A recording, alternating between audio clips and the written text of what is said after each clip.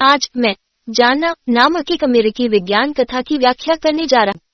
Spoiler आगे। ध्यान रखना और ख्याल रखना। 1959 में एक छोटी लड़की लुसिंडा नामक एक वैरागी स्कूल में है। यह खेलने का समय है, लेकिन वह दूसरे बच्चों से दूर है। उसके चारों ओर फुसफुसाती आवाजें हैं। उनकी अध्यापिका मिस टेलर नाटक विराम को समाप्त करने के लिए आती है। उसे लुसिंडा को अलग से बुलाना पड़ा क्योंकि वह हिलती नहीं थी। अगला शिक्षक कक्षा के सामने है। वह उन्हें याद दिलाती है कि कल स्कूल का आधिकारिक उद्घाटन दिवस है। वह उन्हें बताती है कि स्कूल एक प्रतियोगिता के साथ अपने उद्घाटन का जश्न मनाता है, जिसमें छात्र एक तस्वीर बनाते हैं जो वे मानते हैं कि भविष्य में होगा। बच्चे उत्साहित होते हैं और अलग अलग चीजें शुरू करते हैं। लुसिंडा एम्ब्री को छोड़कर, जो अपने पेपर को संख्याओं की एक श्रृंखला के साथ भरने के लिए फुसफुसाती आवाजों द्वारा निर्देशित होती है।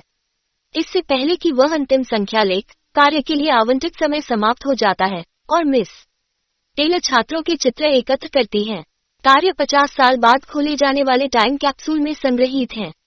अगले दिन विलियम डावेस एलिमेंट्री स्कूल के उद्घाटन पर प्रिंसिपल ने सभी का स्वागत किया और टाइम कैप्सूल को दफनाने की घोषणा की।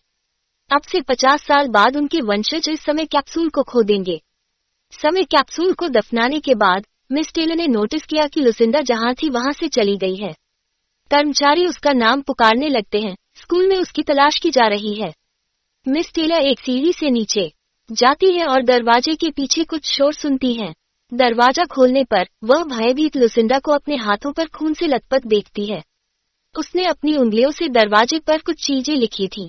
यह शेष संख्याएं हैं जिन्हें उसने एक दिन पहले लिखना समाप्त नहीं किया है। वह बहुत डरी हुई लग रही है और शिक्षक से फुसफुसाहट बंद करने के लिए कहती है। 50 साल बाद तेजी से आगे बढ़े। फिल्म का आज का दिन। एक खगोल वैज्ञानिक जॉन को अपनी पत्नी को खोने के बाद अपने अवसाद को नियंत्रित करने में कठिनाई होती है। उसे यह विश्वास करने में परेशानी होती है कि अग्नि दुर्घटना में उसकी पत्नी की मृत्यु के बाद जीवन का अर्थ है। उनका एक बेटा कालेब भी है, जो आगे बढ़ने के लिए संघर्ष करता है। अगली सुबह कालेब के स्कूल में वर्तमान प्रिंसिपल ने 50 साल पुरानी विरासत टाइम कैप्सूल के अनावरण की घोषणा की, जिसे 50 साल पहले दफन कर दिया गया था। वह सम्मान करने के लिए 50 साल पहले की उसी शिक्षिका बूढ़ी मिस टेलर को बुलाती है। कैप्सूल खोला जाता है और प्रत्येक बच्चे को एक लिफाफा मिलता है। कालेब लुसिंडा से पत्र प्राप्त करता है और हर किसी की तरह ड्राइंग करने के बजाय कागज पर संख्या खोजने के लिए खुलता है। कागज को घूरते हुए वह हर जगह से फुसफुसाहट सुनना शुरू कर देता है और स्कूल से बहुत दूर एक आकृति को देखता है, लेकिन जब वह फिर से जांच करता है तो वह गायब हो जाता है। घर पर कालेब सोने के लिए एक दोस्त के यहाँ जाने की अनुमति मांगने की कोशिश करता है। बात करते समय उसके पिता ने स्कूल से पेपर देखा और उससे इसके बारे में पूछताछ की। वह इसे घर नहीं लाने वाला था। एक बार जब जॉन कालेब को बिस्तर पर रखता है तो वह स्वयं संख्याओं की सूची के बारे में उत्सुक होने लगता है। वह गलती से उसके ऊपर एक विस्की का गिलास रख देता है और यह विशिष्ट संख्याओं के चारों ओर एक घेरा बना देता है। वह एक व्हाइट बोर्ड पर संख्याओं का एक सेट डालता है और उसे जल्दी से पता चलता है कि इसका मतलब 11 सितंबर 2001 है। निश्चित रूप से न्यूयॉर्क शहर में ट्विन टावर्स पर हमला है, जिसमें 2996 लोग मारे गए थे। इन नंबरों के साथ पूरी तरह से मेल खाते हैं। यकीन है कि यह सिर्फ एक संयोग है। वह सभी नंबरों को व्हाइट बोर्ड पर रखता है और आगे की जांच करता है। वह पता लगाता है कि सूची समान चीजों से भरी है। विशिष्ट दुखद घटनाओं जैसे विस्फोट, क्रश, भूकंप, तूफान आदि में दिनांक, वर्ष और जीवन खो गए। ये सभी क्रम में सूचीबद्ध हैं कि वे 1959 के बाद से हुए होंगे। वह त्रासदी और नीले रंग की तारीख के लिए लाल घेरे का उपयोग करता है मौत की गिनती के लिए। लेकिन कुछ गोलाकार संख्याएं हैं जिनका वह अर्थ नहीं समझ सकता है। तो अगले दिन जॉन पेपर पर संख्याओं के बारे में एक सहयोगी फिर से बात करता है। वह बताते हैं कि संख्या का हर सेट तारीख में एक बड़ी आपदा से मेल खाता है और जान चली जाती है, और संख्याओं की भविष्यवाणियां सुसंगत रही हैं, यहाँ तक कि उनकी पत्नी की मृत्यु की तिथि भी थी।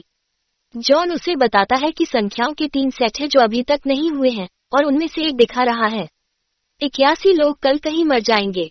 फिल विश्वास करने से इनकार करता है क्योंकि यह सच होने के लिए बहुत पागल है और सोचता है कि संख्याएं केवल संयोग हैं, क्योंकि कागज पर भी अनियंत्रित संख्याएं हैं जिनका स्पष्ट रूप से कोई अर्थ नहीं है। उसे शक है कि कोई जॉन के साथ मजाक कर रहा है। जॉन और अधिक विवरण खोजना शुरू करता है। वह मिस टेलर के पास जाता है, जो 1959 में लुसिंडा की स्कूल टीचर थी। जब टाइम कैप्सूल को दफनाया गया था, वह पत्र की प्रामाणिकता को सत्यापित करना चाहता है। मिस टेलर पुष्टि करती है कि यह मूल है, और जॉन को लुसिंडा को कैप्सूल के दफनाने के बाद दरवाजे पर खरोंच और उसके आसपास की अजीब परिस्थितियों के बारे में बताती है। जॉन लुसिंडा से मिलने की इच्छा व्यक्त करता है, लेकिन पता चलता है कि कई साल पहले एक ड्रग ओवरडोज के कारण लुसिंडा का निधन हो गया था। घर पर फोन पर कुछ संपर्क करने की कोशिश करते हुए वह कुछ अजीब पुरुषों को एक कार में याद तक खींचते हुए देखता है। कालेब कार तक जाता है और अजीब आदमी कालेब को वास्तव में बिना कुछ कहे उसे एक पत्थर देते हैं, जो निश्चित रूप से जॉन को डरा देता है। वह उसे अजनबियों से दूर रहने की याद दिलाता है और उसे घर के अंदर भेज देता है। लुसिंडा की मौत के बारे में नेट पर खोज करते समय उसकी बहन ग्रेस उसे चौंका देती है। ग्रेस चाहती है कि जॉन अपने परिवार से मिलने आए क्योंकि उसने बहुत लंबे समय से अपने पिता से बात नहीं की है, लेकिन वह मना कर देता है। अत्यधिक धार्मिक होने के कारण जॉन का अपने माता पिता के साथ एक मुश्किल रिश्ता है और जॉन एक नास्तिक है। अगले दिन कालेब को स्कूल से लेने के रास्ते में जॉन ट्रैफिक में फंस गया। वह मार्ग बदलने की कोशिश करता है, लेकिन कोई वैकल्पिक मार्ग नहीं है। अपने जीपीएस पर निर्देशांकों को देखते हुए उसे पता चलता है कि चक्ररहित संख्याओं को वह पहले सूची में नहीं समझ सका। वास्तव में उन सभी स्थानों के निर्देशांक हैं जहां त्रासदी घटित होगी, और वह ठीक उसी स्थान पर है। सड़क क्यों अवरुद्ध है, यह जानने के लिए वह अपनी कार छोड़ देता है। पुलिस से बात करते करते हो गई भविष्यवाणी। एक हवाई जहाज जमीन पर गिर जाता है। जब वह मदद करने की कोशिश करता है तो कई लोग जल जाते हैं और मर जाते हैं। वह अभी भी जो हुआ उस पर विश्वास करने में परेशानी होने पर घर वापस चला जाता है। जॉन दुर्घटना के बारे में खोज करने के लिए ऑनलाइन जाता है, केवल रिपोर्ट खोजने के लिए कि 81 लोग मारे गए हैं। रात में एक अजीब आदमी कालेब के कमरे में चलता है। कालेब जाग जाता है और अजनबी उसे सब कुछ नष्ट होने का रहस्योद्घाटन दिखाता है, जबकि जानवर अपने जीवन के लिए भाग रहे हैं। कालेब चिल्लाता है। उसके पिता कमरे में दौड़ते हैं और उसे फर्श से उठाते हैं। जॉन खिड़की के माध्यम से एक अजीब आदमी को देखता है और उसे ढूंढता हुआ बाहर भागता है, लेकिन वह चला गया है। अगली सुबह जॉन और उसका बेटा एक महिला और उसकी बेटी को संग्रहालय में ले जाते हैं। संग्रहालय में वह महिला से मिलता है और वे अपना परिचय देते हैं। वह लुसिंडा की बेटी डायना है। जॉन ने बाद में उसे समझाया कि वह उसकी मां के बारे में पूछने के लिए उसके पीछे गया था। लुसिंडा का जिक्र आते ही डायना परेशान हो जाती है। जॉन ने समझाया कि लुसिंडा की भविष्यवाणी सच हो गई थी और केवल 2 शेष हैं, और आखिरी 3 दिन बाद 19 अक्टूबर को होगा और 33 लोग मरेंगे। उसे उसकी मदद की जरूरत है। हालांकि डायना अपनी बेटी एबी के साथ यह कहते हुए चली जाती है कि वह उसकी मदद नहीं कर सकती। घर पर संभावित आतंकवादी हमले की खबर है। जॉन जीपीएस निर्देशांक का उपयोग करके अगली आपदा का स्थान खोजता है। वह स्थान एक सबवे स्टेशन पाता है और पुलिस को चेतावनी देने की कोशिश करता है। जॉन सबवे स्टेशन तक जाता है और ट्रेन में एक ऐसे व्यक्ति का पीछा करता है जिसे वह आतंकवादी समझता है। पुलिस उनका पीछा करती है। उन्हें पता चलता है कि वह आदमी सिर्फ एक छोटा सा सीडी चोर है। ट्रेन आगे बढ़ने के लिए तैयार हो जाती है, लेकिन वे एक पटरी से उतरी ट्रेन को अपनी ओर जाते हुए देखते हैं और हर कोई भागने की कोशिश करता है। ट्रेन एक बार फिर भविष्यवाणी को सही ठहराने वाले बहुत से लोगों को मार देती है। अगले दृश्य में जॉन सहित बचे लोगों को मलबे से बाहर निकलते हुए दिखाया गया है और पुलिस और अग्निशमन विभाग मदद करने की कोशिश कर रहे हैं। घर लौटकर वह डायना और उसकी बेटी को अपना इंतजार करते देख हैरान रह जाता है। वह जॉन को यह बताने के लिए आगे बढ़ती है कि सूची में आखिरी आपदा 19 अक्टूबर को है। उसी दिन लुसिंडा ने कहा कि वह मरने वाली है। डायना उसके साथ इस बारे में पहली बार बात नहीं करना चाहती थी क्योंकि वह यह जानने से नफरत करती थी कि कोई कब मरेगा। डायना ने जॉन को लुसिंडा के पूर्व घर में लाने का फैसला किया, एक पुरानी परित्यक्त इमारत जहां उसकी मां अपने आसपास के सभी लोगों से छिपती थी। जैसे जैसे वे आगे बढ़ते हैं, उन्हें पता चलता है कि 19 अक्टूबर की तारीख के बाद आने वाली सूची में अंतिम संख्या 33 नहीं थी, बल्कि ई के पीछे के अक्षर थे जो उन्हें लगता है कि एक नाम के शुरुआती अक्षर हैं। घर पर जॉन ने लुसिंडा के बेडरूम की तलाशी ली, जहां उन्हें पता चला कि आखिरी भविष्यवाणी में ई का मतलब है कि हर कोई मर जाएगा। उसे घर में बहुत से काले पत्थर भी मिलते हैं, जैसे कालेब को प्राप्त हुआ था। बाहर कालेब और एबी कार में उनके लौटने की प्रतीक्षा कर रहे हैं। वे दोनों फुसफुसाहट सुनने लगते हैं और उन अजीब आकृतियों को देखते हैं। फुसफुसाते हुए उन्हें आने के लिए कहते हैं। बेचारा एब भी लगभग ले लिया गया था, लेकिन कालिब ने ध्यान आकर्षित करने के लिए कार के हॉर्न का इस्तेमाल किया। जॉन और डायना उनके पास दौड़े, लेकिन अजनबी जा चुके थे। जॉन उनमें से एक को ढूंढता है और उनके पीछे भागता है। अंत में आदमी को पकड़कर वह पूछता है कि वह क्या चाहता है, लेकिन वह आदमी अपना मुंह खोलता है और उसमें से बहुत तेज रोशनी आती है और वह गायब हो जाता है। वे जॉन के घर लौटते हैं और विश्वास नहीं कर सकते कि उसकी मां ने कल सभी की मृत्यु की भविष्यवाणी की थी और यह उनकी आखिरी रात हो सकती है। अगली सुबह जॉन एब्बी की ड्राइंग देखकर अचानक उठता है। उसे पता चलता है कि अंतिम आपदा का सूर्य के साथ कुछ लेना देना हो सकता है। सूरज बाकी सौर मंडल से टकराता है और सब कुछ नष्ट कर देता है। वह जल्दी से वैधशाला में जाता है और सूर्य की हाल की रीडिंग की जांच करता है, जो सौर विकिरण के असामान्य स्तर को दर्शाता है। वह सोचता है कि बहुत जल्द एक बड़ी सौर चमक आ सकती है और यह मानवता के विनाश का कारण हो सकता है। वापस जॉन के घर पर वे एक भूमिगत गुफा में छिपने की तैयारी करते हैं, जहां डायना एक बच्चे के रूप में खेलती थी। यह जाने का समय है।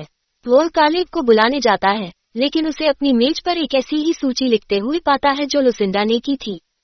कालिब जो लिख रहा था उसे यह आभास होता है कि 50 साल पहले दरवाजे पर लुसिंडा का लेखन अंतिम भविष्यवाणी के लिए मौलिक था, इसलिए वे स्कूल वापस चले गए। वह विशेष द्वार को हटा देता है, उसे घर ले जाता है और लेखन का अनावरण करना शुरू कर देता है। डायना अधीर है और कयामत आने से पहले गुफाओं में जाना चाहती है, इसलिए वह बच्चों को चुरा लेती है और गुफाओं में चली जाती है। जॉन अंत में दरवाजे से नंबर प्राप्त करता है और वह मानता है कि यह वह समन्वय है जहां वे इस आपदा से बच सकते हैं। लेकिन जब वह बाहर आता है तो हर कोई जा चुका होता है, जो उसे पीछे से उनका पीछा करने के लिए प्रेरित करता है। डायना एक गैस स्टेशन पर रुकती है। स्टेशन पर वह सरकार की घोषणा देखती है कि आने वाली परेशानी है और सभी को शरण लेनी चाहिए, अधिमानतः भूमिगत। डायना जॉन को यह बताने के लिए कॉल करने जाती है कि वे कहाँ हैं। जॉन उसे बताता है कि निर्देशांक के अनुसार सुरक्षित आश्रय लुसिंडा के पुराने घर में हो सकता है, लेकिन वह डरी हुई है और वहां जाने से इनकार करती है। अभी भी फोन पर रहते हुए अजनबियों ने बच्चों के साथ उसकी कार चुरा ली। वो एक कार भी चुराती है और उनका पीछा करने की कोशिश करती है, लेकिन एक आधे ट्रक से टकरा जाती है। वह अपनी गर्दन तोड़ देती है और बाद में अपनी मां की भविष्यवाणी के अनुसार ठीक 12 मध्यरात्रि में जॉन के सामने मर जाती है। जॉन लुसिंडा के परित्यक्त घर के लिए ड्राइव करता है और झाड़ी में कार से भरे रास्ते का अनुसरण करता है। उसे वहां बहुत से काले पत्थर मिले। अंत में वह एक अजीब आदमी को देखता है और गोली मारने की धमकी देता है। कालिब उसे रोकता है और अपने पिता से कहता है कि अजनबी इस पूरे समय उनकी रक्षा करते रहे हैं और उन्हें बचाने के लिए उनके साथ जाना चाहिए। यह पता चला है कि वे ही थे जिन्होंने मानवता को पूरी तरह से नष्ट होने से बचाने की कोशिश कर रही बड़ी आपदाओं के बारे में संदेश भेजे थे। वे तब आकाश में एक संदूक प्रकट करते हैं। जॉन चकित है। यह जाने का समय है, लेकिन अजनबी केवल बच्चों को ही अपने साथ जाने देंगे। चुने हुए को ही जाना चाहिए। कालिब रोता है। कालिब और उसके पिता अपना अंतिम अलविदा कहते हैं और पुरुष चमकते शरीरों की ओर मुड़ते हैं और संदूक निकल जाता है।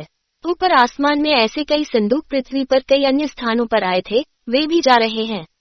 जॉन उस जमीन पर सुबह उठता है। वह अब उपद्रवी शहर को अपने परिवार के घर में ले जाता है। उसकी बहन उसे गले से लगाती है और वह उससे कहता है कालिब सुरक्षित है। वह घर में प्रवेश करता है और अपने पिता को गले लगाता है।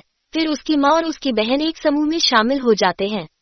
सूरज की चमक सब कुछ नष्ट करने लगती है और उन्हें भी अपने समूह में आलिंगन में ले लेती है। जैसे ही फिल्म समाप्त होती है, संदूक बच्चों को अलग अलग जगहों पर छोड़ देता है और चला जाता है। कालिब और एबी एक विशाल पेड़ की ओर मैदान से भागते हैं।